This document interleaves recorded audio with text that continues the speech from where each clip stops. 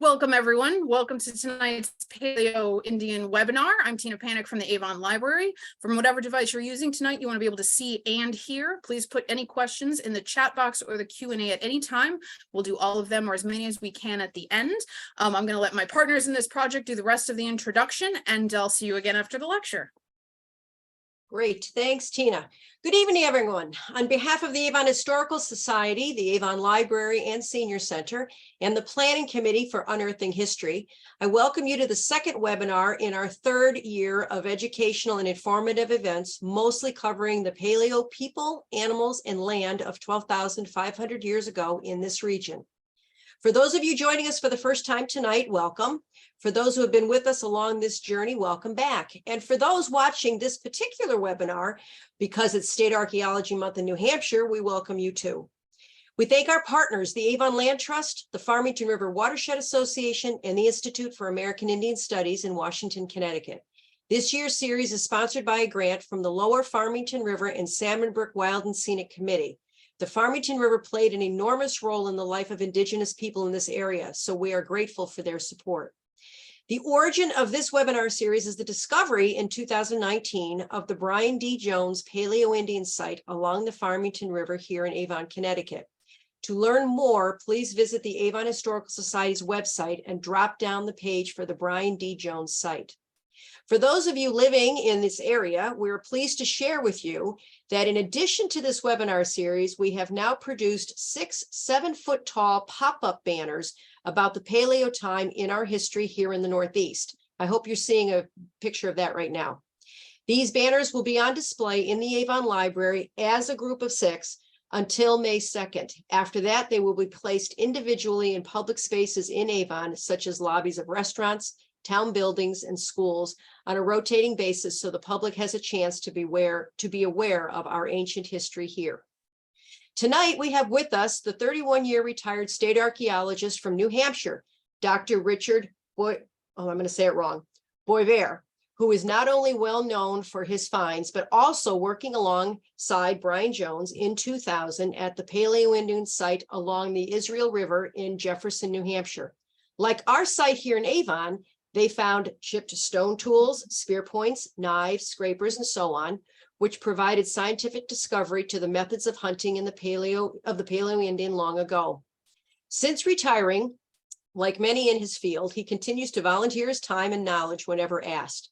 In fact, in 2016, he came here to Farmington, Connecticut to give a talk on the Jefferson Paleo-Indian site to the Connecticut Friends of the Office of State Archaeology.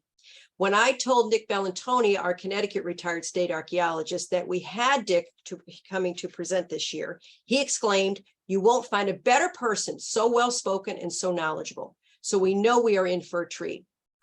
Dr. Boisvert has a BA in anthropology from Beloit College in Wisconsin and his master's and PhD in anthropology from the University of Kentucky. He lives in Deerfield, New Hampshire, but is on the road right now traveling with his wife, and they are in Carlsbad, New Mexico. So that's another star on the map for Tina. Please welcome Dr. Richard Boisvert. Thank you. Am I coming through properly? You are, just the picture, there we go. Yep, and then just make the slides full screen and we'll be ready to go. Okay. Unfortunately, I'm being... Get on here. Make it big screen.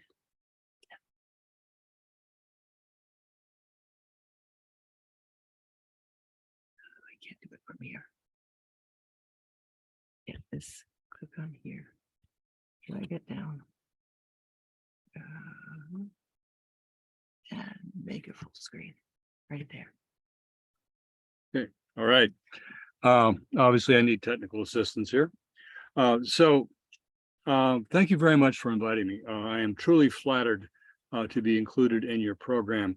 And when I realized that it was in large part out of respect for Brian Jones, I couldn't say no. I've known Brian since the 1990s. We've worked together many times, and I've always appreciated his help in our projects in New Hampshire. So as I said, how could I not? So I'm going to talk about Paleo-Indian hunting techniques in northern New England. The premise of this discussion is that caribou hunting constituted the principal focus of Paleo-Indian life for the far Northeast.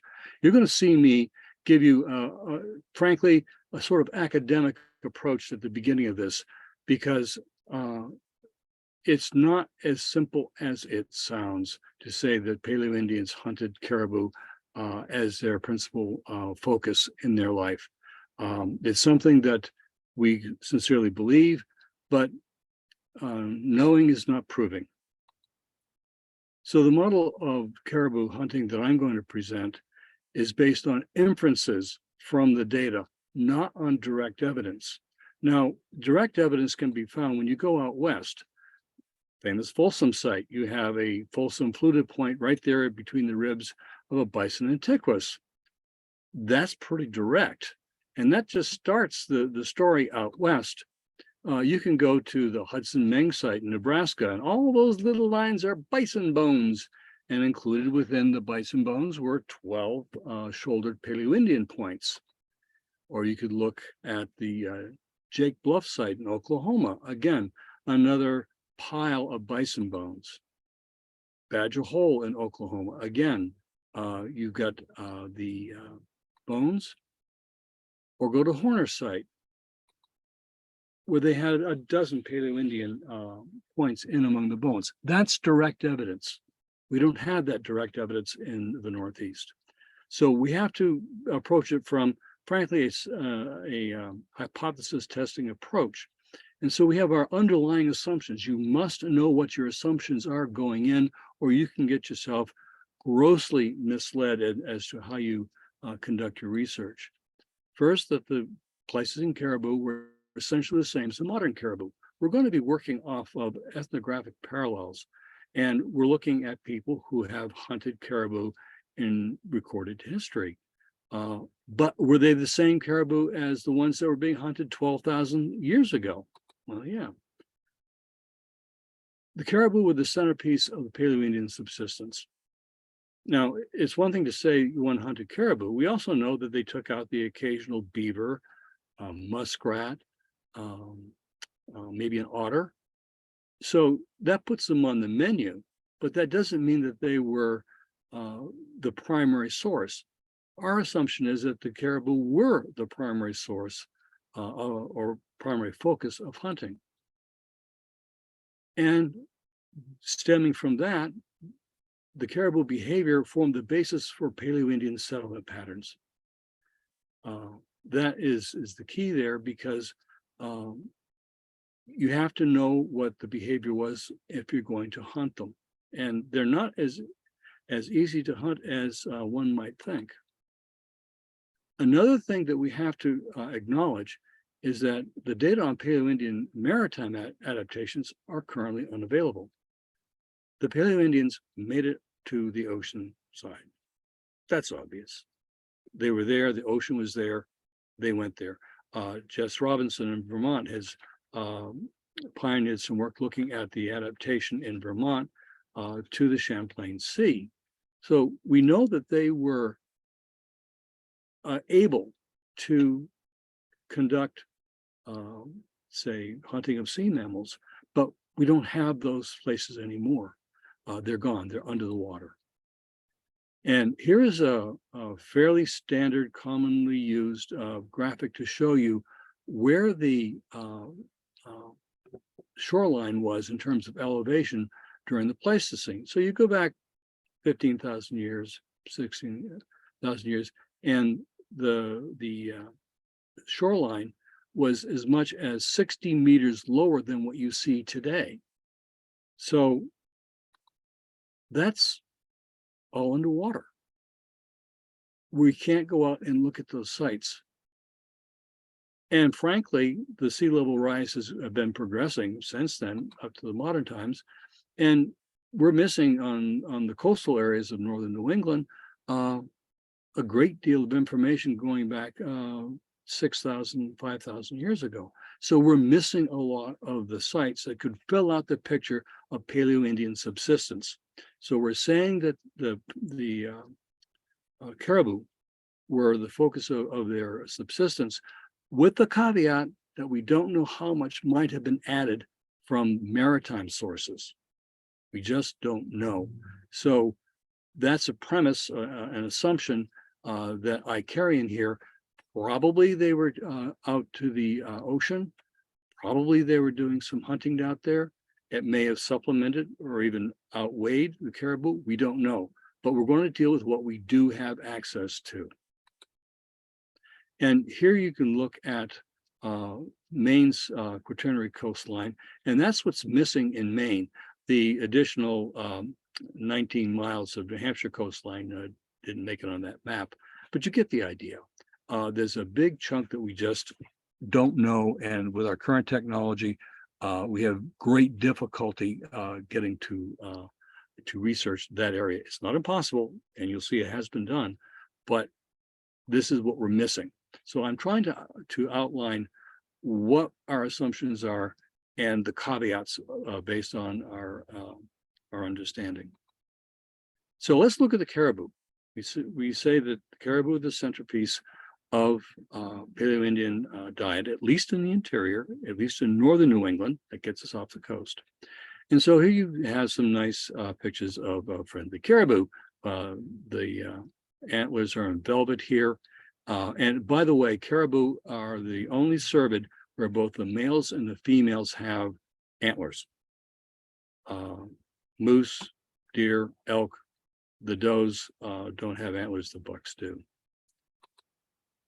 Now, here you see a difficult to read illustration of the distribution of the different varieties of caribou and their genetic lineages. And you can see at the top here, at 21,000 years ago, you had the Asiatic version of the caribou getting a little bit over into the New World. And as time goes on, their ranges restrict. But as you see, at 8,000 years ago, after the Paleo-Indian, they're getting over into Alaska. But this other variety here in the light blue has been present here in the Northeast, here in North America, through the entirety of that time. And genetically, they are the same caribou from 21,000 years ago to today. So if genetically they're the same, likely their behavior is going to be much the same. Genetics is not the same thing as behavior. We know that from our own history, but it leads us to believe that we're not too far afield if we assume that the same genetic caribou were acting in much the same way 12,000 years ago as they do today. And let's dispel one notion. Caribou are not megafauna. They're actually small little critters. And I like to thank the Yukon Department of Health for this, from our recent experience with caribou with COVID. And you can see that, you know, they're not all that big, but they do come in numbers. And here is a beautiful illustration of one of the very, very important aspects of caribou behavior. Not only do they go around in large herds, but with the benefit of aerial photography, you can see they follow each other in lines. I think this is going to become very important as we try to develop our understanding of caribou hunting techniques. They're not running in a big blob or mass like bison do. They're going in lines. And that becomes very helpful under certain circumstances. Because if you're trying to hunt the caribou, they're following each other. So if you know where the lead one is going, you know where the rest are going to go. And it also makes it rather interesting and easy to pick them off from the sides if they're going across a body of water. Now we're starting to get some hints as to what the techniques might be. So I said they were the centerpiece of Paleo-Indian subsistence and settlement.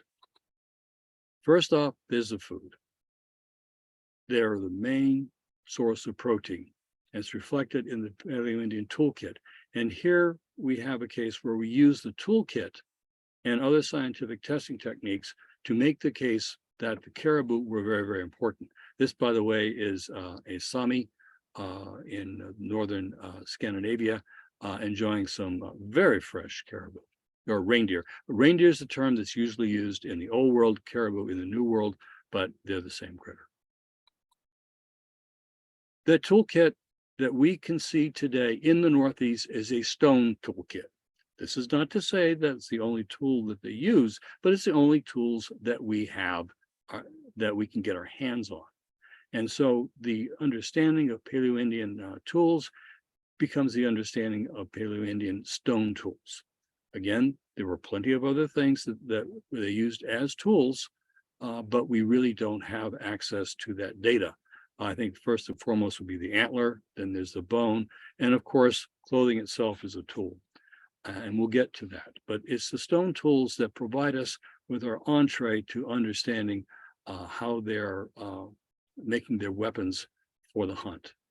And first and foremost, it's the fluted points. And here you see a dozen fluted points from one of our sites in Jefferson. We have 7 Paleo-Indian sites in Jefferson, New Hampshire. Some of them have multiple foci or hotspots. This set of Paleo-Indian points comes from one household, one area. I think we excavated something like 47 square meters, and we were able to get a wide array of tools from there. And what you see here are the fluted points, and you're going to see this little guy here again. But these are the weapons they used to pierce the animals, kill them, and take advantage of them. Equally important, maybe more important, were the tools used to process the caribou once they were killed. It's one thing to kill them, but if you have to process them and process a lot of them, you're going to need some specialized tools. At that same site that I just showed you with the fluted points, we found these 2 pieces of a very special knife or flensing tool. And it is ultimately beveled. It has a point at each end. It's a bipoint, if you will, but really it's not a point. It's a knife and scraper. We found this portion in the summer of 2012, and the rest of it in the fall of 2012. They were found very close together. We were able to put them back together. And it's what we were looking for. And you can see that it's relatively thin compared to its width. However, this is the last stage of that caribou processing tool. In reality, it's part of a whole system. And what you see here at the bottom is the Ziska-Haas biface found in western Maine, probably about 40 or 50 miles from where this piece was found. It starts off as a large oval biface, which has deep flake scars that go to the middle, and along the edges, very short flake scars. This is a manner of sharpening this tool. It starts off as a big ovate biface and then very carefully resharpened over time, as many as 40 or 50 times. And you can see another version here, somewhat more worn down. And you can see that here you've got the flake scars starting at the outside edge of the biface, that they knocked it off. Here, you don't have those. They've been chipped away by the resharpening. This was found in Randolph, New Hampshire, and it was between the Potter site and which is also in Randolph, and the Israel River Jefferson sites. And so it has been worn down. This piece right here comes from the Potter site, is further worn. This brownish one here comes from the Megantic site in southern Quebec. As I understand it, it still stands as the only fluted point site in Quebec. It's more or less at the northern edge of the fluted point distribution in the Northeast. And then this piece again here. So you can see that it's been worn down. If it can be resharpened 50 times or so, that tells you that it's very important that you have good material, and it's a heavily used tool. This kind of biface with the alternate beveling is found in 2 time periods in North America, during the Paleo-Indian and at about 500 to 1,000 years ago on the high plains, where people were taking down bison. This is a mass processing tool. Those are the only times that you find these alternately beveled bifaces, and they are both used by peoples who are hunting large herds. This is part of my argument that the caribou were the centerpiece of their lifestyle because they're hunting them in herds, and they had to have specialized processing tools to take care of that. Here you see an unassuming flake. And from the very beginning of my career as an archaeologist, people would say, what's the big deal about flakes? What can you possibly learn from flakes? I mean, you know, they're just chips. They're just leftovers from making the tool. Yeah, sometimes. This particular piece right here was found at the Jefferson Foresight, basically across the road, maybe 200 meters from the site that had the dozen fluted points. And it's nice red moonsunken, and you can see it's heavily polished right here. An aspect of these large bifaces that were used to process the caribou is the fact that they have tremendous wear on the surfaces of the bifaces, where that came from processing the animals. And we know this was used. It's just this flake. The flake scars match up with what you want to see if this is the case for the cleansing tools. We submitted it to protein analysis. It came back with cervid protein. So wrap your head around this. Protein that came from an animal that was butchered by a tool from which this flake was taken lasted for 12,000 years. And this is a fairly standard item. Protein analysis has been used now for probably 30 years. It's been used in the old world, in the new world. And here it is being used to identify that a cervid, which is to say white-tailed deer, elk, moose, or caribou. One of those four animals was butchered with this particular tool from which this flake came from. It's got cervid protein on it. White-tailed deer were not in the neighborhood. Probably not elk, maybe moose, but caribou is the most likely animal that this was used on. So this is another bit of evidence, not 100%, but I'd say like 98, that they were hunting caribou. But caribou provide more than just food. And I really don't like it when a presenter assumes that his audience is either blind or illiterate, but I am going to read you some of this.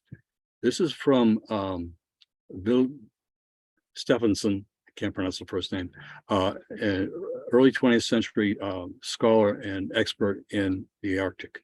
In hiring Eskimos for a long journey, when living on the country is contemplated, it is of more importance to get good women than good men. For a husband will not travel farther or faster than his wife can go. And one's comfort in the Arctic and one's safety and success too depends on how good a seamstress one has to make and mend one's clothes. And it goes on to talk about how great the clothes are.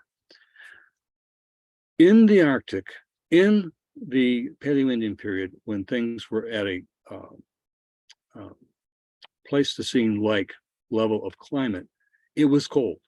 And in order to survive, you need to have tailored clothing.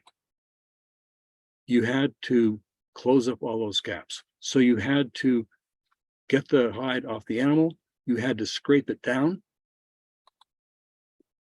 and then you had to sew it together. And at that same site where the dozen fluted points comes from, we have this array of gravers, awls, borers, and here's the fluted point again. They took a fluted point that apparently wasn't desirable as a piercing weapon anymore and turned it into a little tool to bore holes. And when you look at these, you realize they're not boring a hole through bone or wood. It's something soft, probably the hides. Although an alternative use that I like to think about sometimes is that they might have used it for making tattoos. And who's to say they didn't do both? But you have the boring tool to pierce the skins. In company with the eyed needle, you then have the sewing kit that you need to survive in the Paleo-Indian time period. As I said, you had to have tailored clothing. In much of the pre-industrial world, clothing boils down to a rectangle of some sort that you put on your body. It could be a poncho, a sari, a toga, a monk's cloak. That's fine and dandy. It'll protect you, but when you get into those glacial-like periods, you have to close off the gaps. That means you have to tailor the clothing. So this is part of that toolkit. And these gravers, or whatever you'd like to call them, are a signature artifact for the Paleo-Indian. Again, part of this, if not unique, extremely rare suite of tools that go into making up that toolkit. And here you see a Netslik Eskimo Inuit in the early 20th century, all rigged out to go out and go hunting. I love the sunglasses here, the little slits, but you can see he's wearing tailored clothing. He's got a parka, he's got mucklucks, he's got mittens, and they actually used the cords that went through from one side to the other so you didn't lose your mittens. I remember using that technique when I was in the first grade. So this is what you get. This is what you needed. It's always with caution that we use contemporary ethnographic models for our prehistoric or pre-contact hypotheses, but it's what we got. Now, here's the thing. You needed about 12 caribou per person per year to get the parkas, pants, mittens, etc. That's quite a few animals. You get about 2 yards of hide from or fur from a caribou, and you need all of that to outfit one person. Now, here's another early 21st century photograph of some Inuit in northern Canada, I believe near Baffin Island, and you can see the clothing that they're wearing. This, I would argue, is a fairly typical household group. You have what appears to be a husband and wife, what I take to be an older woman, another woman. This looks like an adolescent boy. I have no reason to explain this, but I think this is a little girl. And they had dogs, so they're good people. They had dogs, and you count the legs and divide by 4. Here you got hind legs, so you got at least 3 dogs here, and you have their house behind them. That is not included in the equation for how many caribou you need to get by. So now all of a sudden you begin to understand why it's important to take down many caribou and what other animal is going to be available to you in northern New England to get that much yardage for your clothes, for your shelter. So we've made a case that the caribou are important. They ate them, they use them for their clothing, they use them for their shelter. We have a specialized toolkit that supports not only hunting animals, but hunting animals in large numbers, because they needed large numbers for their clothing and their shelter. All right, so this, I believe, is the first part of our argument, the hypothesis that they're hunting caribou. Yes, it is caribou. Now, how do they do it? Because the title of my talk is the techniques used. There are lots of different ways to hunt and to hunt caribou. What techniques do I think were used? And now you're getting into what my personal interpretation is of how they went about hunting caribou. What were techniques were used? Well, here we have a rather nice painting, a reconstruction that's at the Maine State Museum. And it shows a group of caribou being hunted by a group of people. And when you've got that many caribou, you're not going to take down a lot on a one-on-one basis. And here you see a wide variety of people, women, males. I think this one might be an adult. There are probably children involved too. This is a reconstruction of a hunt at the Vail site in Western Maine, which happens to be very close to where the Ziskaha spy face was found. And in fact, this is the early version of the bottom of Lake Ziskahas. This is the Ziskahas River. So you have that mass processing tool being found very far, very, very close to the Vail site, which has produced a phenomenal amount of information on Paleo-Indian life, because it's got an enormous collection of tools from there. There are hundreds of scrapers at that site and dozens of fluted points. So here is a mid-century, not so modern, reconstruction of a hunt in Alaska. And this is drawn by one of the Inuit who participated in these hunts. And the first thing that you need to know is that they created these fences, just stacks of willow trees tied together. Now, let's rewind a little bit. Recall those photographs of the caribou in lines. They follow each other. And they will go from point to point along an edge. They will go along the edge of a lake. They'll go along the edge of a line of bundles of willows and so forth. They go from one to the other. There was no barrier here. They could have gone through it, but they just go along next to it in a line. This sounds very convenient. So they're being pushed by people from behind to get all the caribou to go in between these wings here, if you will, not unlike a fish weir, down the landscape, across a river. And once they get across the river, you have the hunters who are going to kill them. These are blind fences here where they're hiding to turn them into meat. This is one technique for hunting the caribou, where you push them into a trap. You've got this corral here, and this is linked together, so it makes it hard for them to get out. I'm sure a really determined caribou could probably work its way through one of these, but you got a lot of them. The whole thing here is that they're looking to take many. So this is an ethnographic account of how to hunt caribou from the 1960s. We have evidence for these kinds of arrangements on the landscape to drive the caribou into a kill zone. This is work that's been done in the last 10 years by the University of Michigan, where they've done underwater archaeology in Lake Ontario. And you see here what the lake looked like during the late Paleo-Indian at about 10,000 years ago, 10,500, give or take a weekend. And there was this land bridge, if I can borrow a term, where the animals were probably moving from one side to the other. And with the use of underwater devices, basically unmanned, unwomaned craft under the water, they can see where the cobbles are lined up. And so you get this kind of chute right here. And just to make the case, you have these artifacts being found in amongst this. They had to have been put down there before the lake rose. It wasn't some middle archaic hunter that did this. It was a late Paleo-Indian hunter.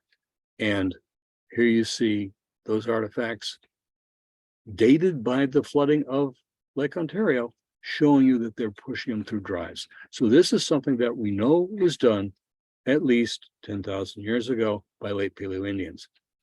They probably got the idea from their ancestors.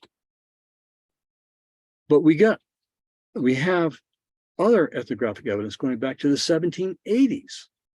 And this brings up another aspect. And again, I'll torture you with reading. It says, when a sufficient number are assembled in the summer, some go in the morning to the high lands, from whence they have full view of the valley beneath them. Here they lie in wait until they discover caribou. Then, getting on an eminence, they make signs to those who remain in their houses, which is say tents, to intimate to them which way they were to surround the caribou. These endeavor to drive them into a small lake. As soon as the caribou are in the water, other Eskimos who are prepared for it with their kayaks pursue them, and if able, overtake and kill them with their darts. And one handy thing about the caribou at this time of year is that they have a lot of fat on them. And when you kill them, they don't sink, they float. So you can kill the caribou, let it lie there in the water, go kill another one and another one and another one, and then collect up the caribou bodies from the lake at the end of the hunt. So this is a description of another way to take them, where you run them into the water and kill them there. And notice that you start off by sending some people up to the high lands from whence they have a full view of the valley beneath them. Vantage points, overlooks, lookouts, call them what you'd like. This brings us back to the sites in Jefferson, and here's the Potter site as well.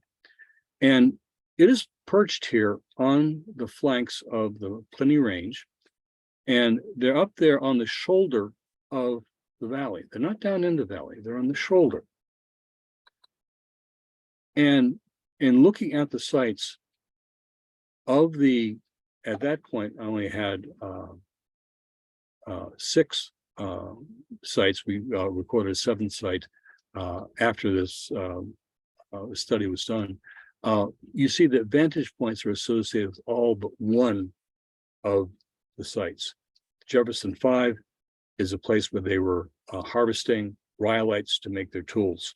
So that's a place where your vantage was right there looking down at your feet to pick up the cobbles of rhyolite, Jefferson rhyolite, to make into your points, knives, scrapers, etc. The last site, the Jefferson 7 site, which I don't have included in here, was a site that I predicted that we would find a site up there. It was an eminence, a high point, close to the Jefferson 6 site. And I reasoned that not only would it be a great place to view the valley below, but it would have a very limited artifact assemblage. When you go to a site that is a household camp, you're going to get lots and lots of debitage, lots of tools, lots of points and scrapers and gravers and so forth, like at Jefferson 6. The vantage points that were isolates in some of these sites had a few flakes, maybe a retouched flake, maybe a scraper. In other words, not a lot. Basically, you're killing time up there. You might be sharpening a scraper or whipping out a tool, but you're not camping up there. You don't bring the whole family up there. You just send a few people. So this is basically whiling away the hours until you get to see the caribou.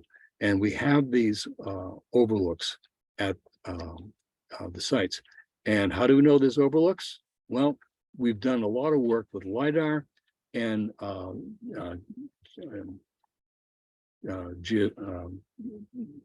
geoprospecting, not geoprospecting, landscape analysis. My brain just had a dump and everything left it. Here you have the Jefferson 6 site up here, Jefferson 2, another multi-purpose site. This little knob right here is actually the vantage point for the Jefferson 2 site. And you can see it's quite a nice high point. This has got a good view of the valley as well, although it's not a prominent little thing like this one. And we have the lakes. A geology student, anthropology student, she was a double major at, again, my brain has just lost the name of the college, it'll come to me. Bates College, thank you, did an analysis of the glacial Lake Israel right here in the brown and the subsequent lower stages of that lake. Glacial Lake Israel was impounded by the ice, and it actually drained out over here. That went away. There was a till dam, which is just say a tough little moraine, if you will, that blocked the river valley right here. It backed it up to the Alderbrook phase, which went right by the Paleo-Indian sites here in green, and then lasted until after, until the end of the middle Paleo-Indian. Down here is the Riverton phase. And we have a radiocarbon date from here that pins down when this lake was there. Okay, viewshed analysis. Retrieved from the brain dump. Here you see the Jefferson 4 site, which was again across the road. The Jefferson 4 is the site that produced that wonderful flake with the caribou protein on it.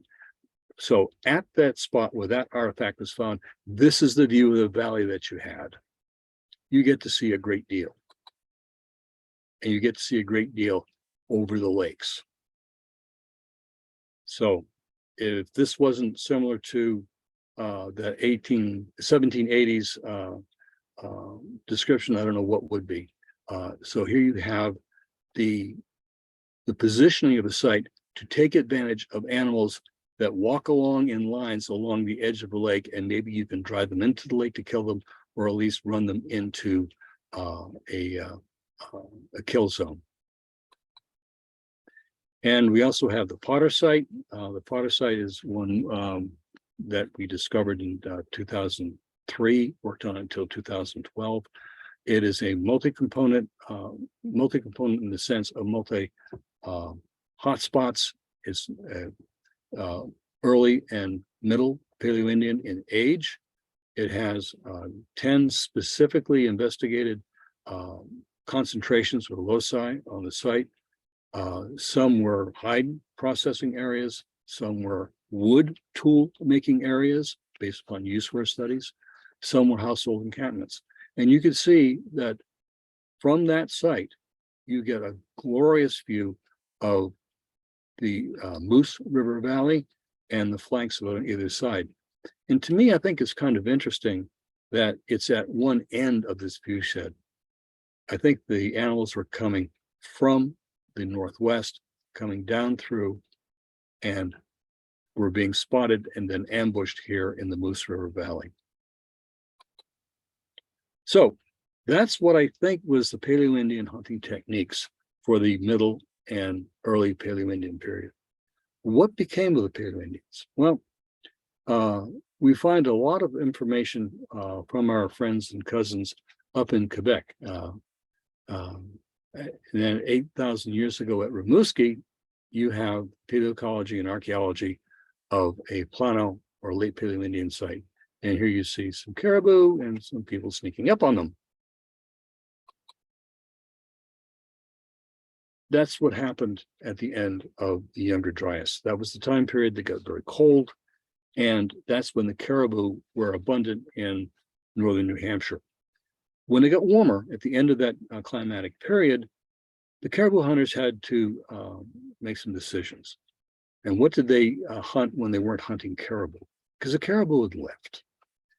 They did some hunting of caribou in Quebec, but we have learned from investigations in the last 5 years that they were beginning to shift from a caribou-centric focused subsistence economy to one that was spreading out. And the Kruger 2 site was investigated by our colleagues from the University of Montreal. And they investigated these hotspots here. And here is the Kruger 2 site. Here is Mount Jasper. Here's the location of our Jefferson and Randolph sites right here. At the end of that cold period, you had some choices to make. One, you could completely change your ways. The others, you could completely change your address. And we think they did a little of both. And here we see a site, Kruger 2, where we have late Paleo-Indians who are making and using these highly distinctive diagnostic late Paleo-Indian points. These are called St. Anne Barneys. And they are used for hunting caribou. And there are some other Plano style points here with the wide, narrow bases and wider midsections.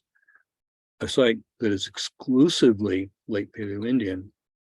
And it's situated right here on the St. Francis River.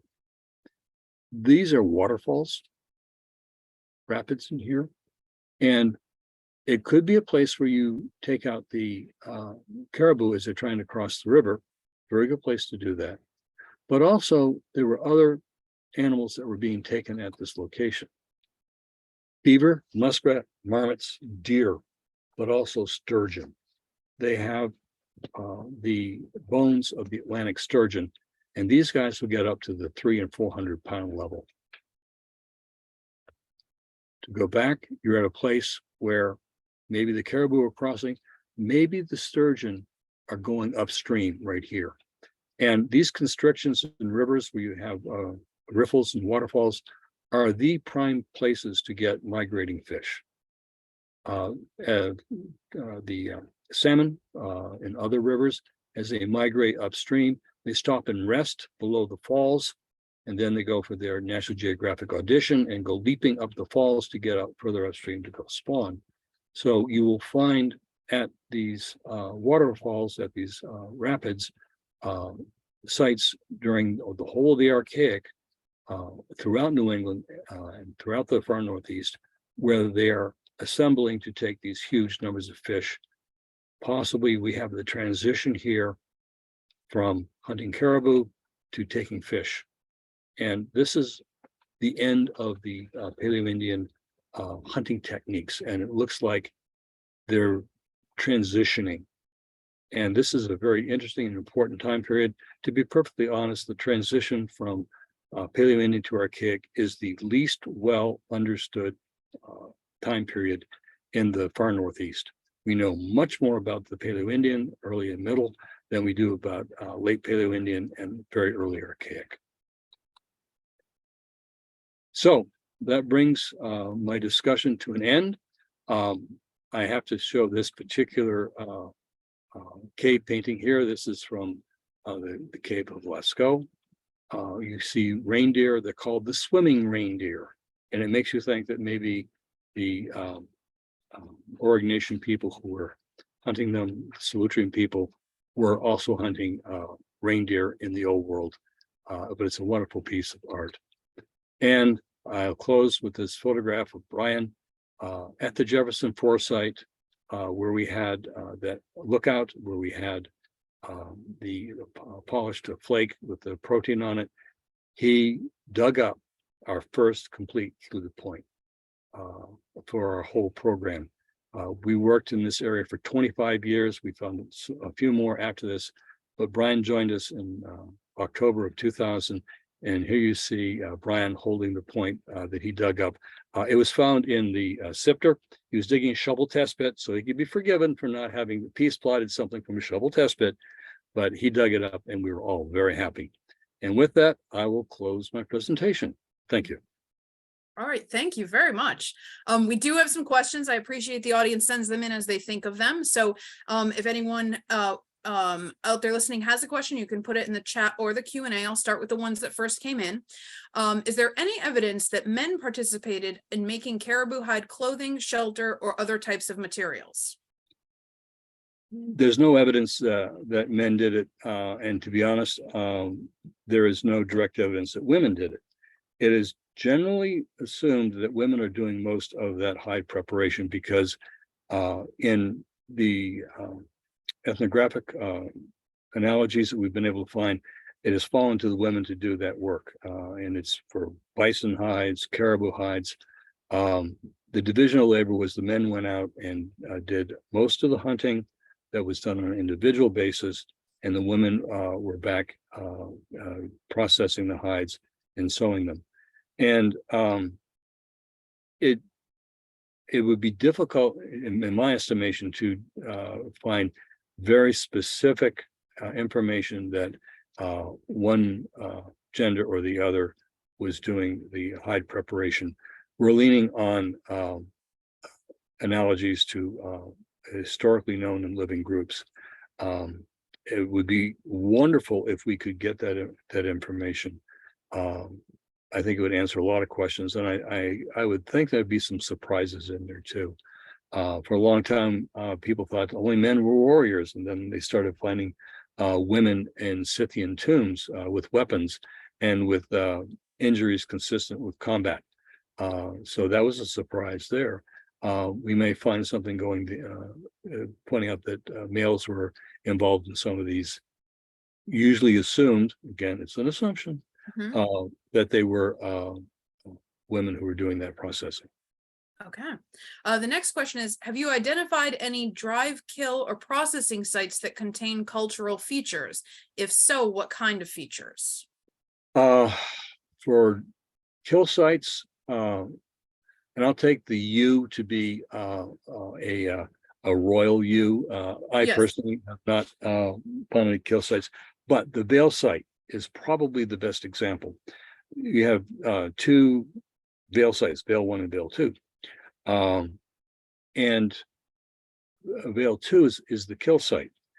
And it's about half a mile from the habitation site. The kill site has broken spear tips in it. And that's it. At the habitation site, you have all manner of fluted points, scrapers, knives, and so forth. Here's the best part. Some of the broken bases at the habitation site refit to the tips at the kill site. Oh, okay. It's a puzzle. So, you know, it's not rocket science to say, okay, they killed them over there. Some of the points broke in the animal. You're processing a lot of them, and you're not able to get back, even if you wanted the tips, you don't get them back. You probably do get the bases back because they're on a shaft or a foreshaft. They're Mhm. much easier to find. They got this big stick attached to them. So you bring those back, and those points can be resharpened, retipped, and used again. Or if nothing else, if they're broken too short, you take them off and you replace them with a new one. And by the way, we do find situations where you have bases in a locus of one raw material type and channel flakes of another raw material type, but no points. It looks as though they take the bases off, drop them, do the final finishing of the new points, and put them back on the old shaft.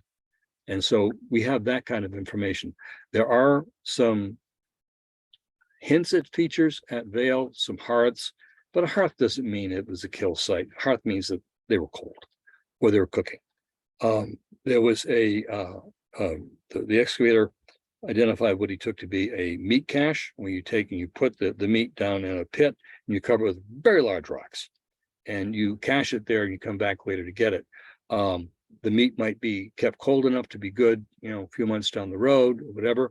Although the Tungus reindeer herders in eastern Siberia would bury a caribou, leave it there for a year. It would then go to jelly, sort of like the confit de canard that you get a canned duck, and it would be gelatinous, and they thought it was quite tasty. Okay, not on my menu, but so there was a meat cache. Okay. The features that you can associate with a kill site are really difficult to even define hypothetically. We do see places where they are manufacturing fluted points in a concentrated fashion. At the Jefferson 6 site, there was a locality that was 12 meters south of the place that had all the fluted points engravers, and we recovered, I think it was 210 channel flake fragments. That's a lot of fragments.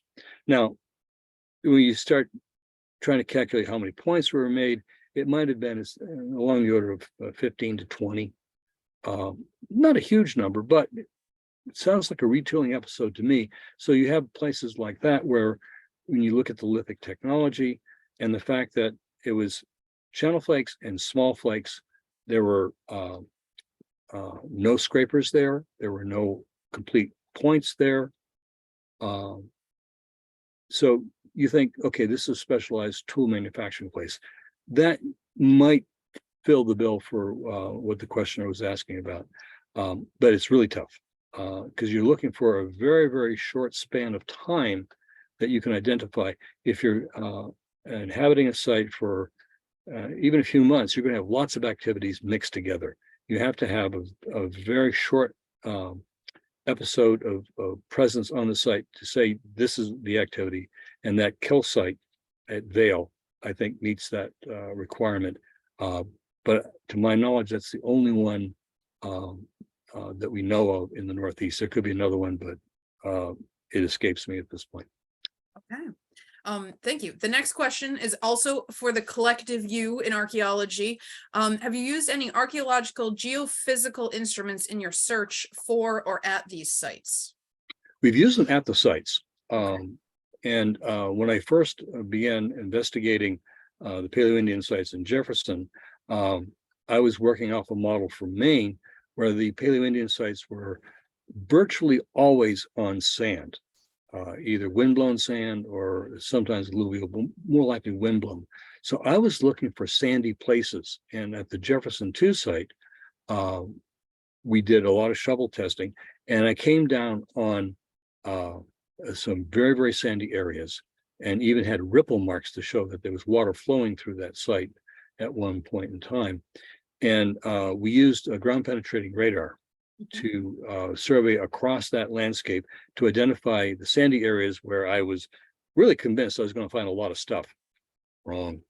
That was the beginning of my discovery that in New Hampshire, the Paleo-Indian sites are generally found on till because we got a lot of till.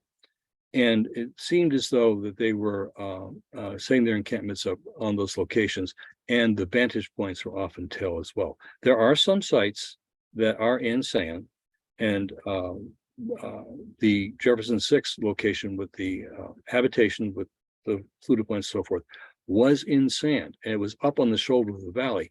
What it was is overflow from a little brook right next to it. This was at the Applebrook Bed and Breakfast, and I asked the owner, "Why do you call it Applebrook?" He said, "Well, I've got apple trees in the backyard and a brook in my cellar." That stream ran constantly, even in the heaviest droughts. That thing ran. It had cattails in it. And in fact, Brian made a paleo pale ale using hops from that site and had cattails on the label and right next to where we were excavating that site. That was one of the few places where we found a lot in sand. And that was a quirk of the local geology. Where was I? The question again, because I digress with the best of them.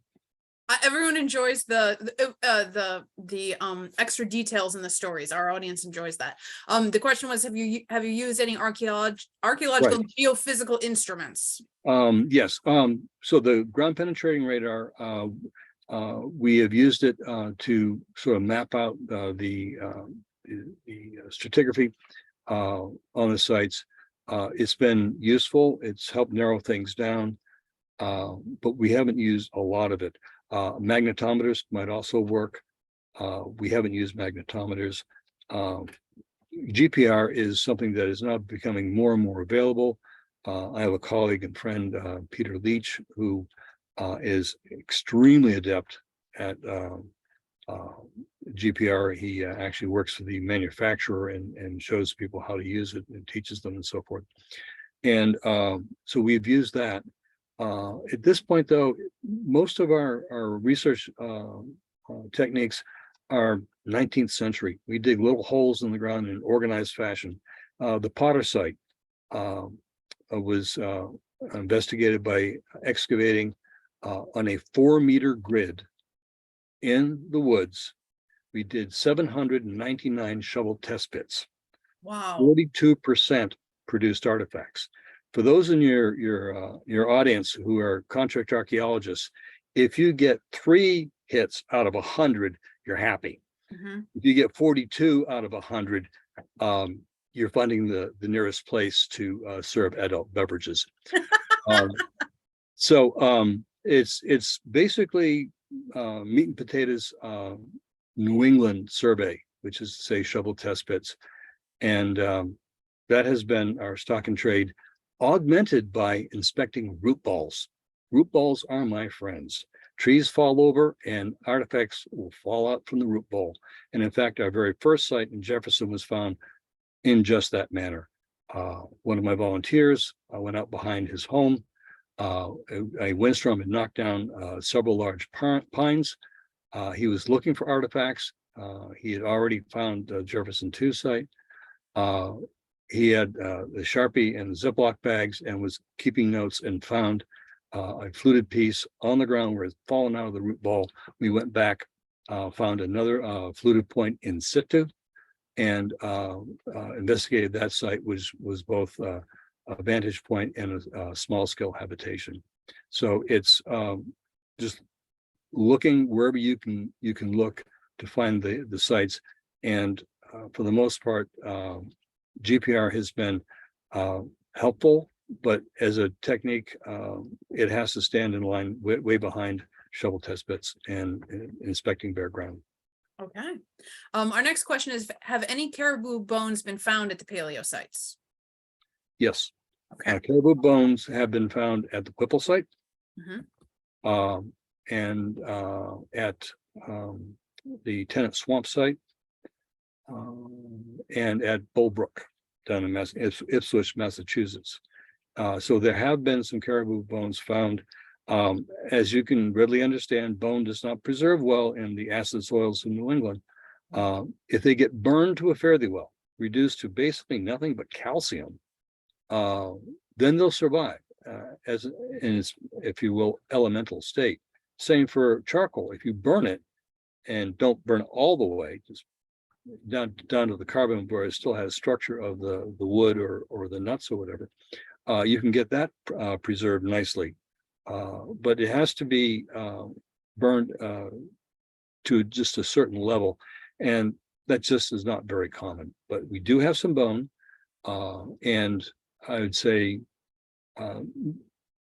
all of the bone, all the faunal remains from Paleoindian sites in New England can be held in your hands like this. There we go. All of it will fit in your cupped hands for New England. So yeah, it's there. You can check the box, but it's going to be tiny little check mark. Okay. Another question on bones, but different bones. Have bone tools besides the sewing needle that you talked about been found? And what about tools made from fish bones? Okay. Tools from fish bone for Paleo-Indian have not been reported to my knowledge. Okay. And largely because it doesn't seem like fish was big in their subsistence. Bone tools, there are, not in New England, but in other parts of North America, bone foreshafts and bone points, Clovis ones. They occur, and I believe there's been some flint knapping tools found. More likely will be bone ornaments, and those have been identified in Paleo-Indian circumstances. So I think that yes, they're out there. To me, it's unimaginable that they were not using the bone and antler in their toolkit. We do have confidence that they were in the toolkit based upon use-wear studies of scrapers. And so, yes, they're working hard organics, and there are some use-wear specialists who can distinguish between bone and wood. And there are tools that have bone or antler use-wear on them that have been found in Paleo-Indian sites. Not many, but that's probably a reflection of how many use-wear experts there are out there that we can convince to look at our tool inventories for little or no money. So it's more a lack of looking than anything else. Okay. Fair enough. All right, caribou are highly migratory. Did paleo hunters follow the migration or just use them as they passed by? And if it's the latter, wouldn't one assume a more diverse seasonal diet than just focusing on caribou? Okay. One of the aspects of caribou as they migrate is that they move pretty quickly.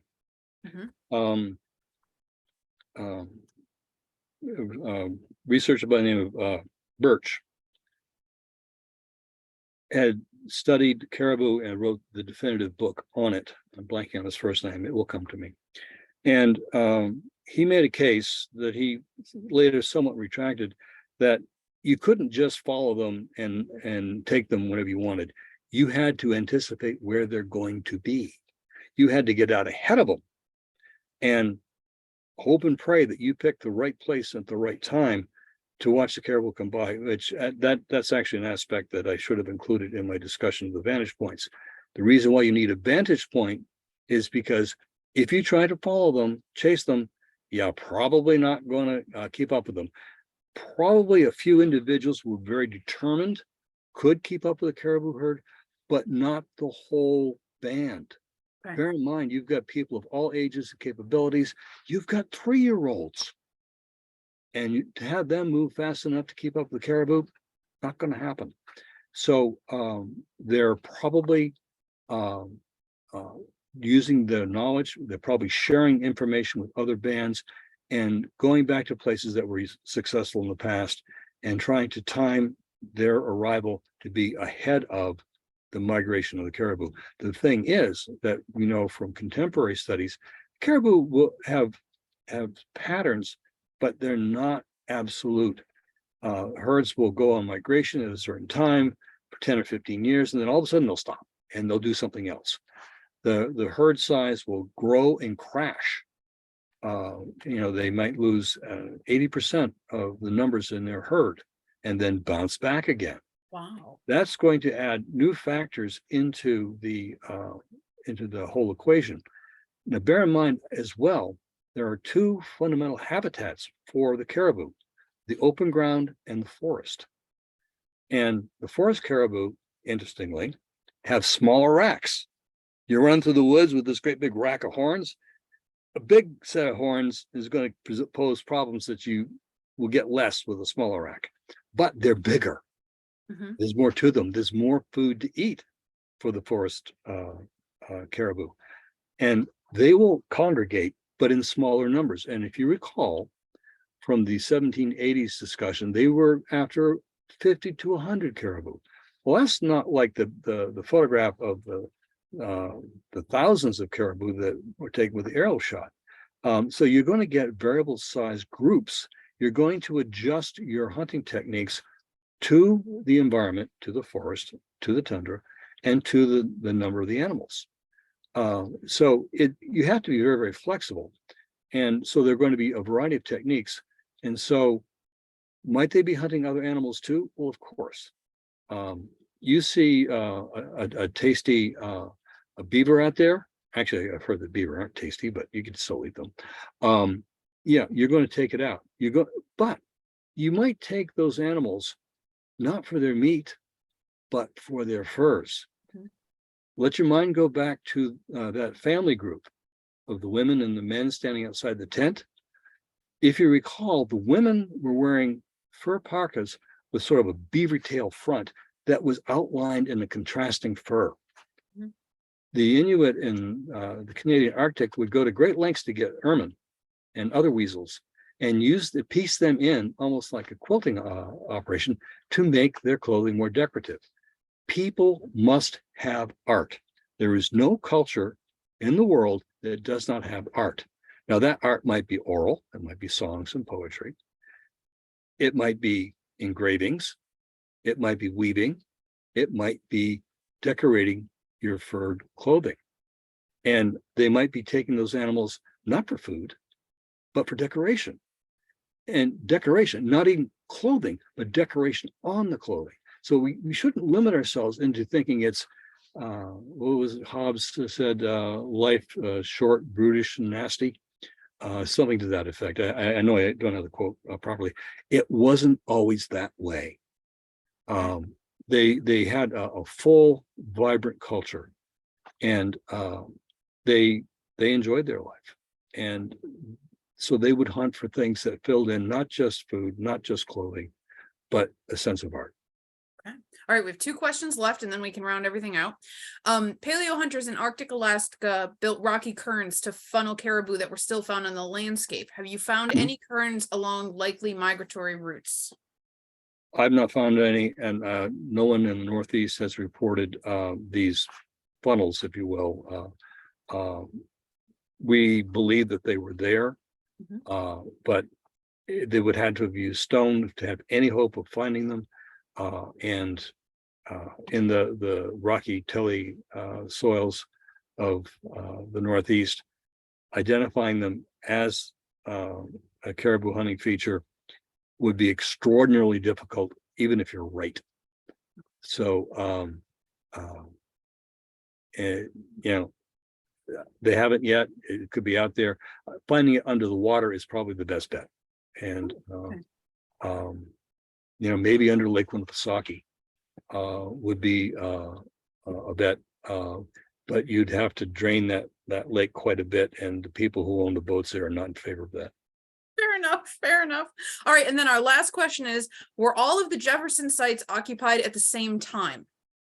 No, we Okay. have early Paleo-Indian and middle Paleo-Indian present in the Jefferson sites.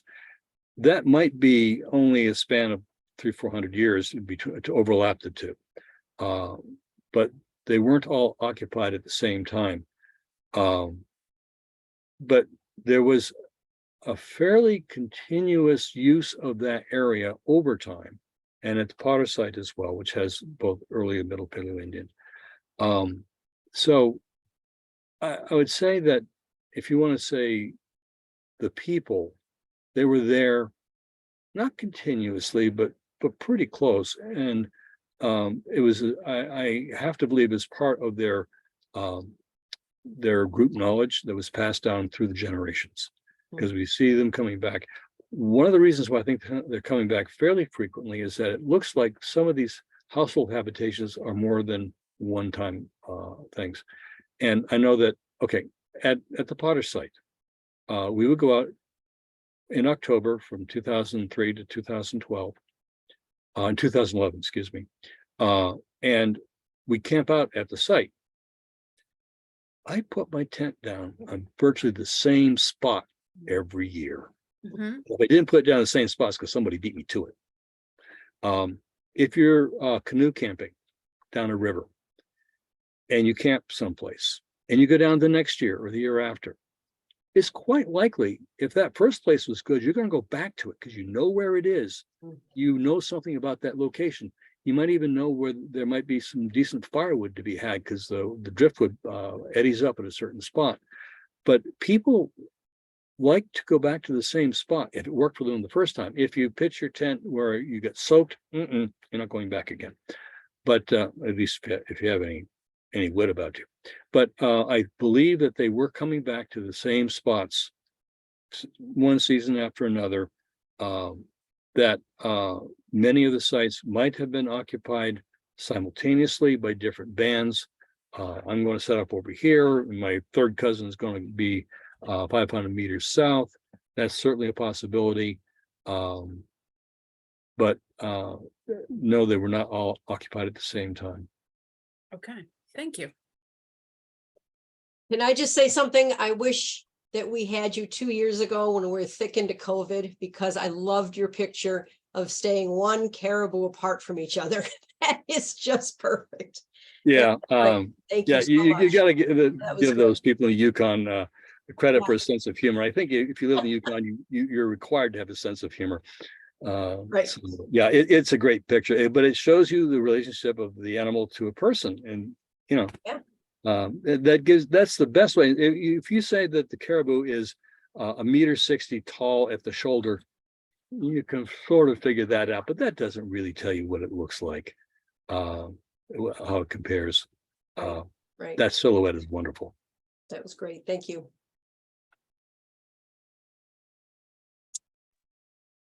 Okay, that rounds everything out. Thank you, everyone. And we'll see you again next month for the next webinar, and we'll send the recording out as soon as it's set. All right. I think Jen wanted to And- say something. Oh, from the yeah. library. One last thing. Hi to Al Tonetti. He and I worked together many years ago in Ohio, and I'm glad to see he checked in. And I'm sure there's other friends of mine who've checked in that their names I haven't seen, but hi to everybody. Thank you. Al was a couple of the questions that Tina read. Good. Thank you, everyone. Have a good night.